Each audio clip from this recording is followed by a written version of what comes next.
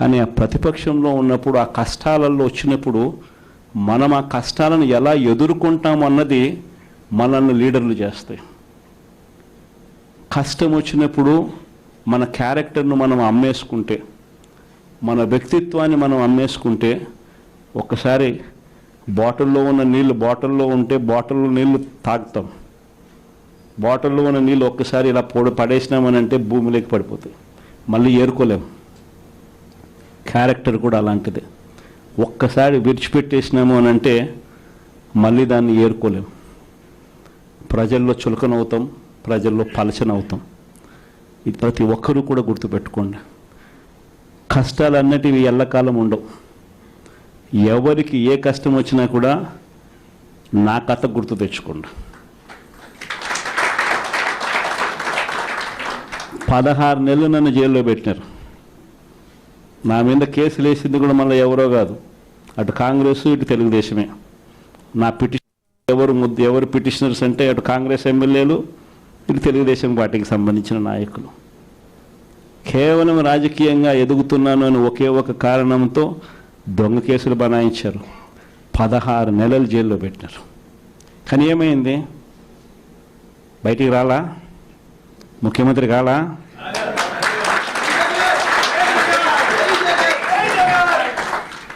ప్రతి ఒక్కరు ఇది గుర్తుపెట్టుకోండి. ఎవరికైనా ఇంతే. మహా చేస్తే వీళ్ళు ఏం చేయగలుగుతారు? దొంగ కేసులు పెడతారు.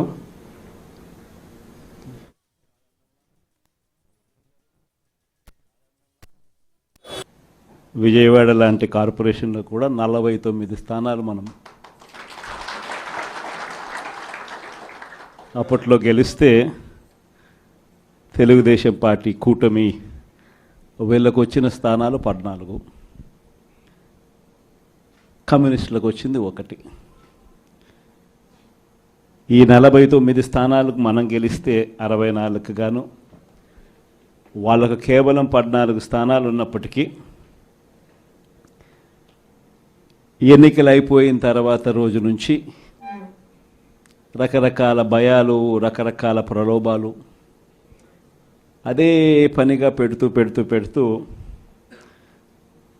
ఒక 11 మందిని మాత్రం భయపెట్టో ప్రలోభాలు పెట్టో తీసుకోవడం జరిగింది. అయినప్పటికీ 38 మంది నిఠారుగా నిలబడ్డారు అని చెప్పడానికి గర్వపడతాను. ఎందుకు ఈ మాట చెప్తా ఉన్నాను అని అంటే, దానికి కారణం కూడా ఒకటే.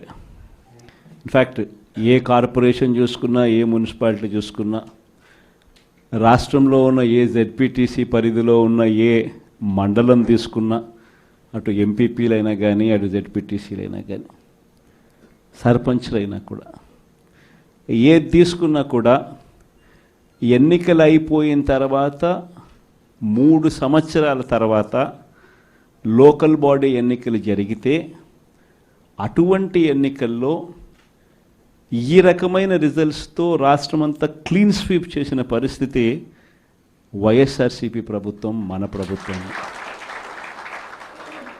అంటే ప్రజల్లో ఏ రోజైనా కూడా తలెత్తుకొని పోగలిగాం.